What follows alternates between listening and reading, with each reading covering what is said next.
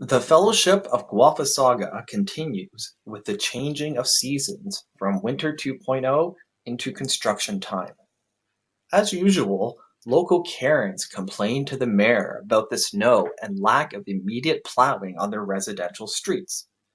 The trolls on Twitter joined the dogpile on the mayor as they asked him multiple times a day about the West's smart city stench still billowing across the Shire. Meanwhile, Rodrigo of Gawler was lost in the northern forest looking for a warm place to hide from the coming winter storm. In the Council of Elders chambers, Carly of Classen and the elder elves were instead planning community gardens and following the rule of the ward for construction time. Can the mayor clear the air of the West's smart city stench and find Rodrigo of Gawler before construction season starts? The mayor spent the evening with the Sunshine Listers in his European-inspired dining district downtown. He enjoyed a delicious lamb curry dish at an expensive restaurant where they take an automatic 18% tip for groups larger than 6 people.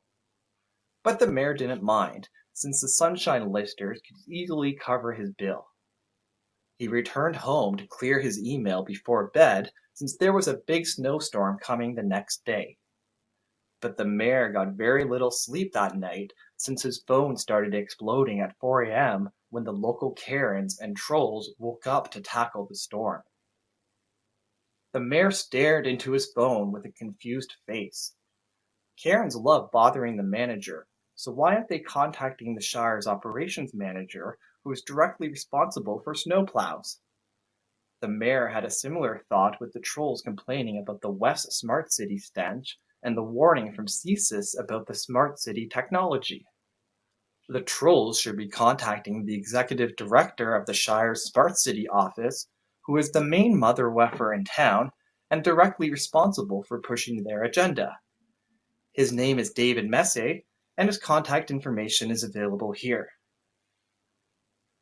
Back at the Council of Elder Chambers, Carly of Classen and the elder elves removed their Curdita kitchen masks and could breathe freely inside from the West's smart city stench.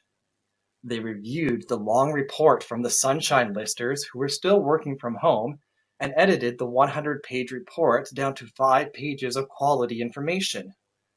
Carly used her young elven eyes to find the concise feedback given by Sheila of McClellan hidden deep within the comments section. McClellan urged the Council of Elders to follow the rule of the ward to avoid the Toronto-like problems with skyscrapers. The elder elves combined the quality feedback with their family vacation photos for implementing their plan to get the mayor and Sunshine Listers to follow the rule of the ward. Their plan to casually show the mayor family vacation photos in Europe, where all the buildings in the background were 6 stories or less. The daily viewing of medium-density buildings in Europe would slowly ingrain the rule of the ward into the mayor's subconscious. They plan to continue that until feedback on the community gardens is assembled later this week. Meanwhile, deep in the forest of the Northern Shire, Rodrigo of Gawler found himself facing the winter storm. Rodrigo is no Wim Hof, so he was getting cold with only his spiked codpiece equipped. He slowly walked up to the wooden house, expecting to find a messy den of drugs and despair. As he creaked open the wooden door, his eyes lit up to what he saw. Like Goldilocks and the 3 Bears, the wooden house was actually a perfectly kept home with a central fire pit and comfortable wooden bed.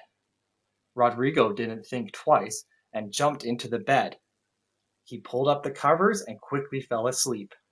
Again. This time, Rodrigo of Gawler was woken up by the warm crackle of a fire and a man sitting on the ground across from him. Rodrigo waved the smoke out of his face to see who it was. All he could see was a bearded man who was calmly sitting barefoot with only a hoodie and shorts on. Rodrigo was immediately drawn to the man's frostbitten foot, as he looked like a cosplay of Link in the new Breath of the Wild game. Who is this bold man that's immune to the cold? Stay tuned to see.